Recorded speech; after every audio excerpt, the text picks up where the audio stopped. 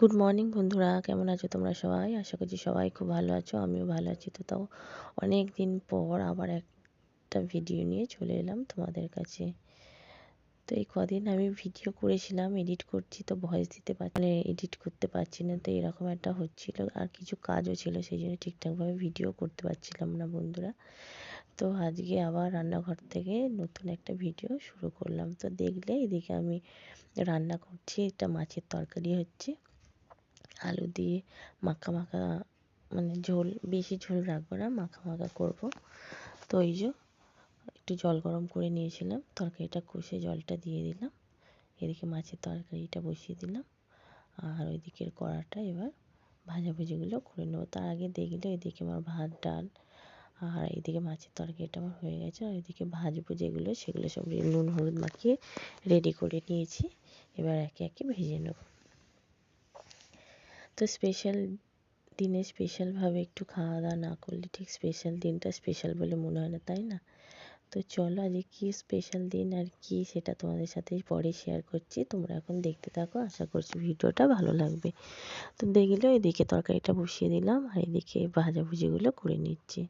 তো এদিকে রান্নাবান্না হয়েই এসেছে, হয়ে যাওয়ার পর তোমাদের দাদা টিফিনটা রেডি করে দেবো, তোমাদের দাদা চলে যাবে অফিস, তারপরে আমি বাকি কাজ করে পুজো দিয়ে তারপরে স্নান টান করে স্পেশাল দিনে স্পেশাল খাবারটা তখন রেডি করব। তো চলো, এদিকে ডাল, এই ভাত, ডাল, ভাজা, তরকারি সব রেডি, আর এদিকে চাটনিটা হয়ে গেলে রান্না কমপ্লিট।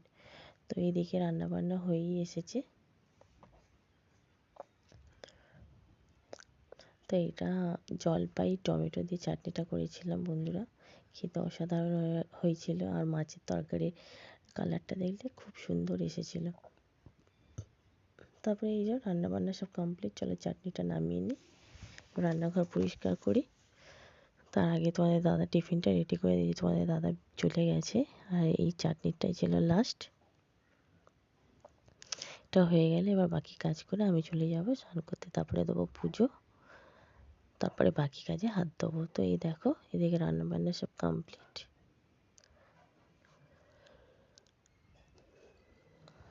5 রকম ভাজা, ডাল, চাটনি, পাঁপড় ভাজা, ভাত, মাছের তরকারি, সমস্ত কিছু রেডি। রান্নাঘর পরিষ্কার করে নিয়েছি, কিন্তু খাবারগুলো এখন ওপরেই থাক, যেহেতু আবার রান্না এখন করবো স্নান টান করে একদম, তখন মানে বাকি খাবারটা করে পুরো রান্নাঘর নিট অ্যান্ড ক্লিন করে নেবো। তো চলো, স্নান কাচা পুজো সব হয়ে গেছে, এবার আমার ছেলেকে স্নান করিয়ে রেডি করে দিয়েছি। কী বলো তো, আজ আমার ছেলের বার্থডে। তো এই শুভ দিনটা, এই শুভ ক্ষণটা সবারই খুব আনন্দের, তাই না? সে যেরকমই হোক, যেভাবেই করি, যেটুকুই করি, সবাই আনন্দই পায়। তো বার্থডেটা সবারই স্পেশাল, আর আমার ছেলেরও তাই। তো সেরকম একটা বড় করে করিনি, আমি আমার ঘরেই ঘরোয়াভাবেই করে দিয়েছিলাম। তো এই যে এখন আশীর্বাদের পর্ব চলছে, মা হয়ে ছেলেকে বলছি, বাবা ভালো হও, বড় মানুষ, বড় হও, মানুষের মতন মানুষ হও, পড়াশোনা করো, আর কি বলবো, এইটুখানি মায়ের চাওয়া মা বাবার।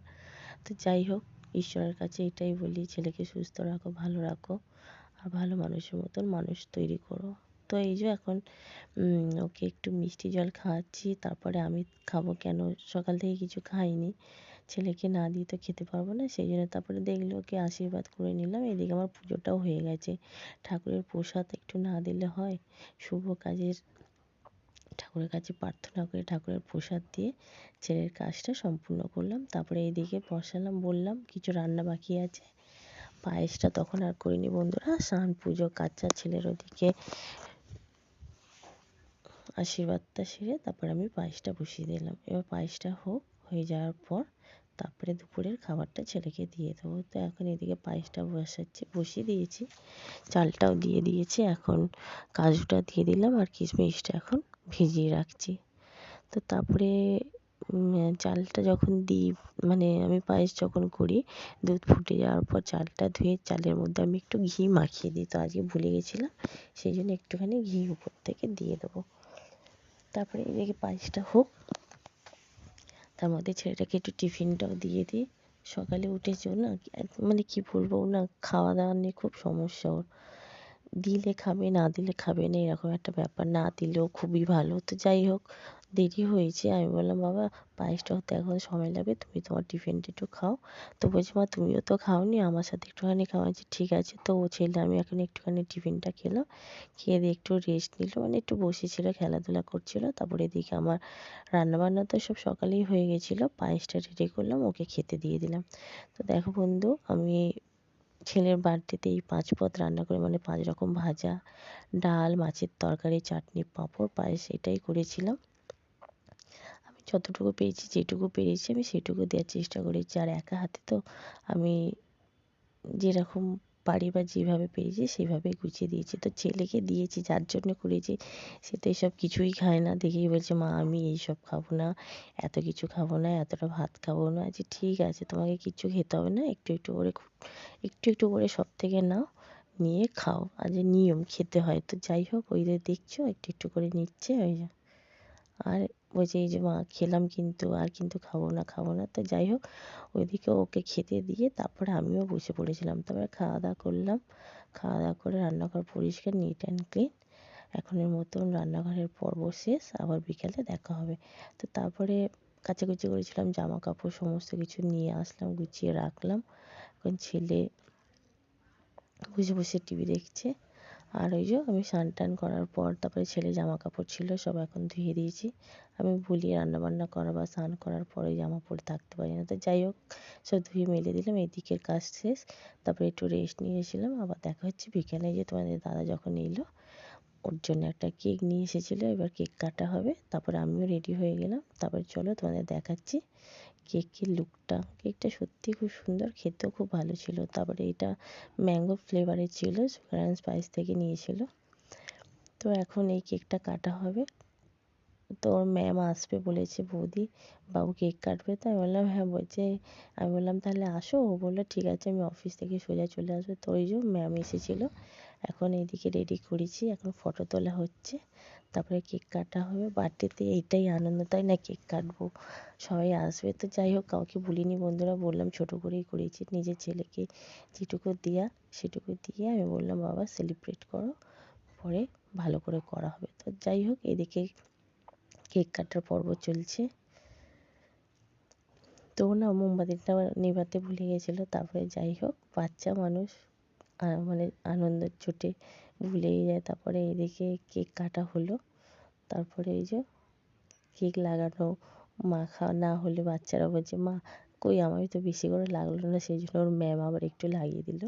তারপরে এদিকে আমরাও দাঁড়িয়ে আছি, ফটো তুলছি, ভিডিও করছি। তো বন্ধুরা ভিডিওটা অনেকটাই চলে আসলাম, ভালো লাগলে লাইক শেয়ার সাবস্ক্রাইব করো, খুব ভালো লাগলে বন্ধুদের মাঝে শেয়ার করো, কমেন্ট অবশ্যই করো, কমেন্টে জানিও কেমন লাগলো। তো আমার ছেলেকে আশীর্বাদ করো যেন বড় মানুষ হয়, ভালো মানুষ হয়, মানুষের মতন মানুষ হয়, ব্যাস এইটুকুই চাওয়া, আর কিছু চাই না ভগবানের কাছে। ও যেন সুস্থ থাকে। তারপরে এই যে কেক কাটা হচ্ছে, খাওয়া হচ্ছে, তারপরে একটু ভিডিও করা হচ্ছে। তারপরে একটু খাওয়া দাওয়ার ব্যবস্থা হয়েছিল, খাওয়া দাওয়া হলো। তো এই যে এদিকে কেক কাটার পর্ব শেষ, ওর ম্যামও চলে গেল। আমাদের রাত্রে বিরিয়ানি, আর ছেলে রোল পছন্দ করে, ছেলের জন্য ছিল রোল। এই দিয়েই রাত্রের মানে ডিনারটা আমরা করলাম। তো আরও বেলায় কিছু তরকারি ছিল, সেরমভাবে খাওয়া হয় না, সেটাও ছিল। তো সব দিয়ে রাত্রে এই খাওয়া দাওয়া কমপ্লিট হলো। ভিডিওটা অনেকটাই চলে আসলাম বন্ধুরা, ভালো লাগলে একটা লাইক করো, কমেন্টে জানিও। আবার দেখা হবে নতুন একটা ভিডিওর সাথে। ততক্ষণ সবাই খুব ভালো থেকো, সুস্থ থেকো, সাবধানে থেকো, নিজের খেয়াল রেখো। আর আমার ভিডিও যদি ভালো লাগে চ্যানেলটা সাবস্ক্রাইব করে নিও। তো এখন এদিকে খাওয়া দাওয়া চলছে, খাওয়া দাওয়ার পর রান্নাঘর পরিষ্কার, বাকি কাজ আজকের মতন টাটা বন্ধুরা। তাহলে ভিডিওটা এখানেই শেষ করছি, দেখা হবে নতুন ভিডিওর সাথে। ততক্ষণে যেন সবাই খুব ভালো থেকো, সুস্থ থেকো, সাবধানে। Good night.